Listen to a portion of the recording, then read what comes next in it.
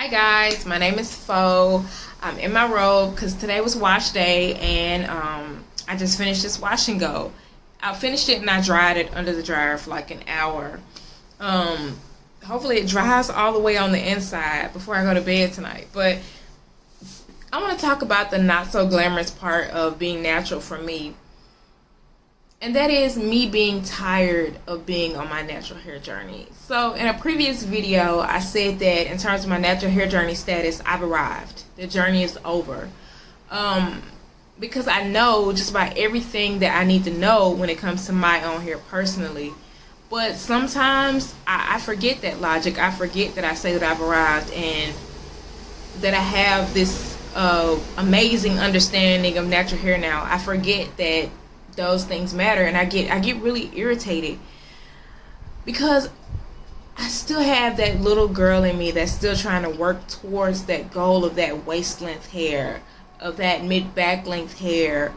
And you know, when I sit up and I think about how many years I've been natural consecutively for about 10 or 11 years. And when I sit up and I actually think about that, it makes me feel bad. It makes me feel like, wow, you know, you don't really have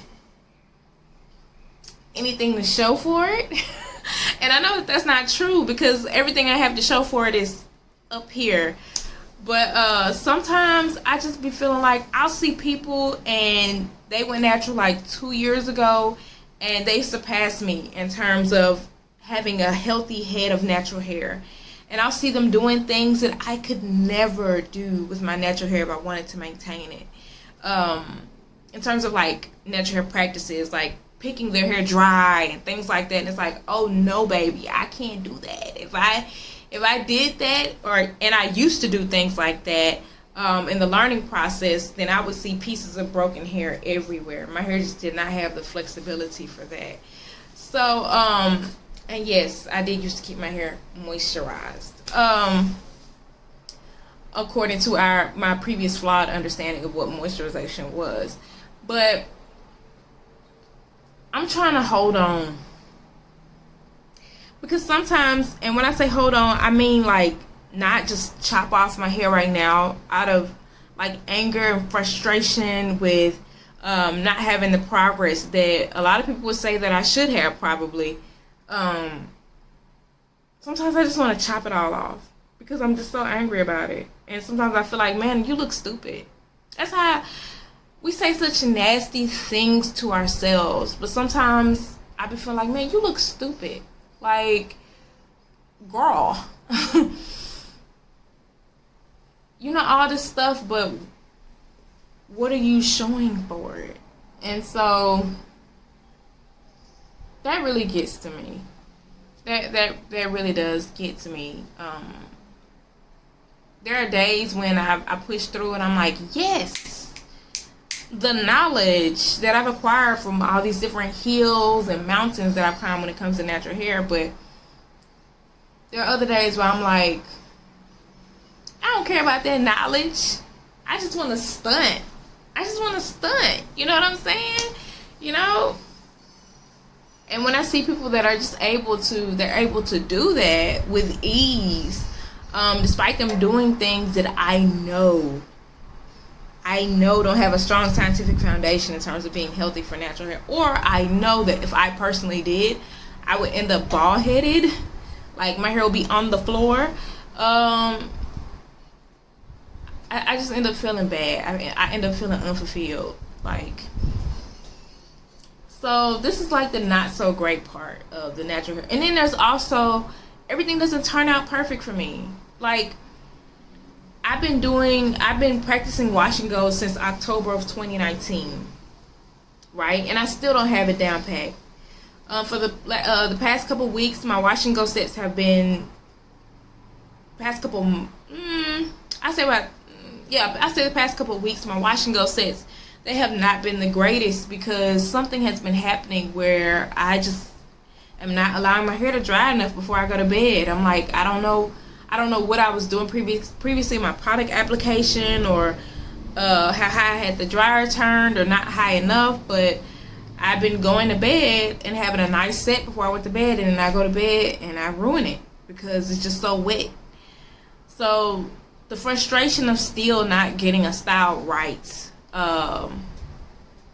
wow, it doesn't feel good. Sometimes I be like, girl, it's almost like somebody saying to themselves they're too old for something. I be like, girl, you been in the game too long for this. Like, it's like that type of feel I be having.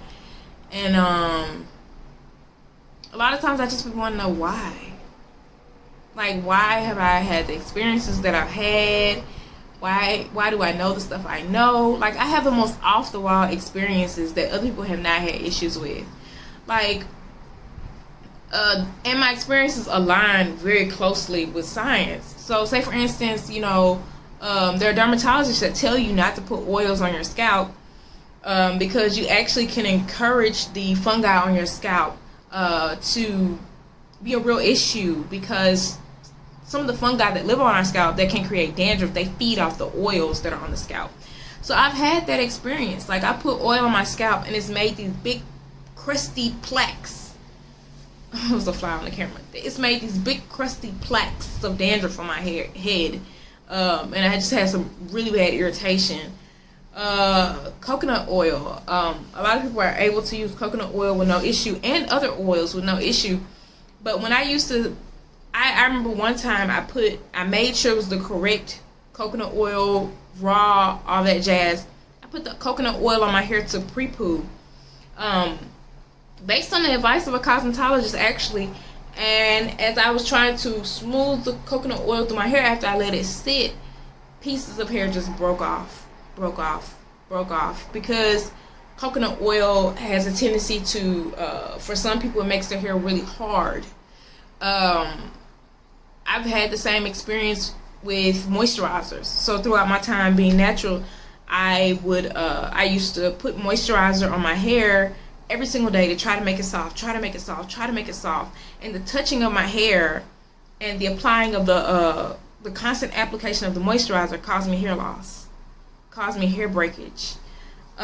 Protective styling, me getting braids, no matter how gently the person did, no matter how much this person knows about natural hair, protective styling breaks my hair off. The false hair that's often used for protective styling, it makes micro cuts on my hair. It cuts my hair off.